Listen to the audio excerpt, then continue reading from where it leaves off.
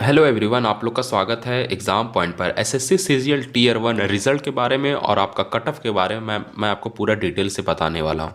आपका दोस्तों जो कट ऑफ जाने वाला है, मतलब मैं जो कट ऑफ आपको बताऊंगा ये बिल्कुल फाइनल कट ऑफ रहेगा, बिल्कुल एक्सपेक्टेड कट ऑफ रहेगा। मतलब आप इसे फाइनल कट ऑफ भी मान सकते हैं।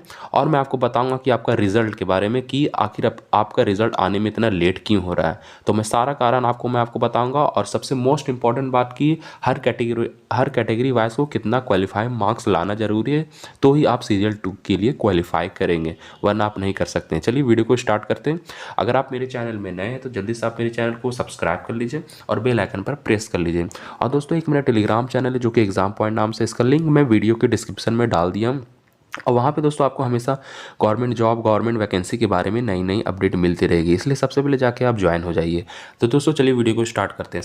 सबसे पहले मैं आपको दोस्तों बता दूं, इसका जो एग्ज़ाम हुआ था वो आपको 9 सितंबर से लेकर 26 सितंबर तक इस एग्ज़ाम को कंडक्ट कराया गया था। फिर इसका जो रिज़ल्ट आने का बात था आपका नवंबर के महीने में आने की बात चल रही थी। तो किस कारण से लेट आपका हुआ है, मैं सारा कुछ आपको इस वीडियो के लास्ट में या बीच में आपको मैं बताने वाला हूँ। तो इसका साथ में दोस्तों रिज़ल्ट के साथ आपका स्कोर कार्ड भी आएगा कि नहीं आएगा, वो भी मैं आपसे डिस्कस करूँगा। तो कि स्कोर कार्ड आपका आने में कितना टाइम लगेगा, जब आपका रिज़ल्ट पब्लिश होगा, तो रिज़ल्ट पब्लिश होने के बाद कितने दिन बाद स्कोर कार्ड को जारी किया जाता है एसएससी की तरफ से। जो आपका एसएससी सीजीएल 2 का जो आपका एग्ज़ाम होने वाला है वो 18, 19 और 20 सितंबर, आपका 18, 19 और 20 जनवरी 2025 में होने वाला है, जो कि इसका ऑफिशियल नोटिफिकेशन एसएससी के ऑफिशियल वेबसाइट पे जारी कर दी गई है। चलिए मैं आपको अब बताता हूँ कि इसकी मिनिमम क्वालिफिकेशन क्या होगी, फिर मैं आपको बताऊँगा कट ऑफ कितनी आपकी रहने वाली। सबसे पहले मैं आपको बता दूँ कि आपका जो टेंटेटिव वैकेंसी है 17,727, मतलब दोस्तों ये टेंटेटिव वैकेंसी है। आपका वैकेंसी हो सकता है बढ़ भी सकता है, हो सकता है घट भी सकता है, लेकिन एसएससी हमेशा जो वैकेंसी को बढ़ाई है, कभी डिस्क्रीज़ नहीं की है, ना कभी घटाई है। तो दोस्तों ये आपका 17,700 जो 27 वैकेंसी है वो बढ़ भी सकती है। वो जो आपका ज़्यादा चांस है कि आपका वैकेंसी जो है वो बढ़ सकती है, क्योंकि हर साल वैकेंसी को बढ़ाया जाता है। जो आपका मिनिमम क्वालिफिकेशन मार्क्स चाहिए हर कैटेगरी के लिए, अगर आप मिनिमम क्वालिफिकेशन को मार्क्स को क्वालिफाई नहीं करेंगे तो आपको उस टीयर 2 के लिए आपका कट ऑफ में दोस्तों आपको ऐड नहीं किया जाएगा। तो यहाँ पे लिखा हुआ है, ये आपको मैं ऑफिशियल नोटिफिकेशन के जरिए मैं आपको बता रहा हूँ कि minimum qualifying marks in tier 1 section 1 section 2 module 1 of section 3 paper 1 of tier 2 and paper 2 of tier 2 examination. इसका मतलब ये हुआ कि अगर आप टीयर 2 में क्वालिफाई, मतलब टीयर 2 के एग्ज़ाम के लिए आपको जब आप क्वालिफाई करना चाहते हैं तो आपको जनरल कैटेगरी में आपको 30% लाना कंपलसरी है। मतलब जो आप एग्ज़ाम टीयर 1 दिए हैं उसमें उसका टोटल मार्क्स का आपको 30% लाना कंपलसरी। अगर 30% से अगर आपका नीचे रहेगा तो आपको दोस्तों रिजल्ट से बाहर कर दिया जाएगा।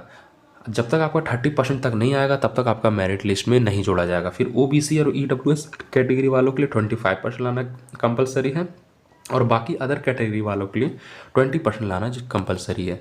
चलिए अब मैं आपको बताता हूँ कि आपका कट ऑफ क्या रहने वाला है। तो इसका लगभग आप इस कट ऑफ को एक्सपेक्टेड कट ऑफ भी मान सकते हैं या फिर फाइनल कट ऑफ के करीब भी मान सकते हैं।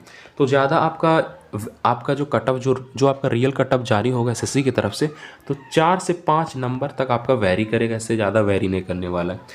तो जनरल कैटेगरी वालों का जो कट ऑफ रहेगा आपका जेएसओ के लिए 167 से लेकर 171 तक। फिर अदर पोस्ट वालों के लिए, मतलब आपका जेएसओ के अलावा यहाँ पे मैं बात कर रहा हूँ 148 से लेकर 152 तक। फिर ईडब्ल्यूएस वालों का जो कट ऑफ रहेगा 164 से लेकर 168। फिर आपका अदर पोस्ट वालों के लिए रहेगा 141 से लेकर 145। फिर ओबीसी वालों के लिए 164 से लेकर 168 और अदर पोस्ट के लिए 144 से लेकर 148। एससी कैटेगरी वालों के लिए 147 से लेकर 151 और अदर पोस्ट के लिए 125 से लेकर 129। एसटी कैटेगरी वालों के लिए जो आपका कट ऑफ रहेगा 145 से लेकर 149 और अदर पोस्ट के लिए 116 से लेकर 120। और फिर आपका एचएच कैटेगरी वालों के लिए रहेगा 79 से 83।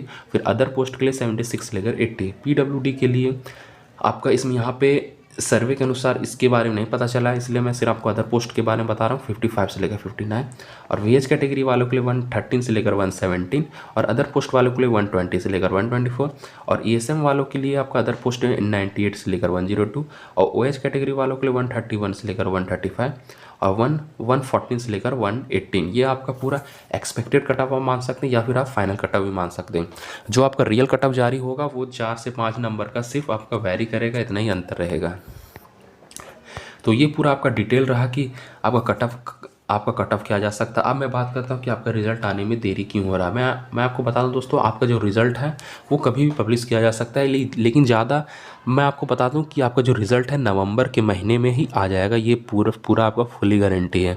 क्योंकि आपका जो रिज़ल्ट है वो नवंबर के महीने में आने वाला है, क्योंकि इसका जो एग्ज़ाम, जो टियर 2 का एग्ज़ाम डेट है वो जारी हो चुकी है। इसलिए जो एसएससी वो लगभग 1 से 1.5 महीना पहले ही रिज़ल्ट को जारी कर देती है। कोई भी अगला स्टेज का जो एग्ज़ाम होता है, अगला प्रोसेस से पहले, मतलब 1 से 1.5 महीना पहले आपका जो रिज़ल्ट है वो जारी कर दिया जाता है। इसलिए आपका जो रिज़ल्ट आने वाला है वो नवंबर के महीने में ही आ जाएगा। बिल्कुल आप लोग टेंशन ना लें, आपका कभी भी रिज़ल्ट जारी हो सकता है।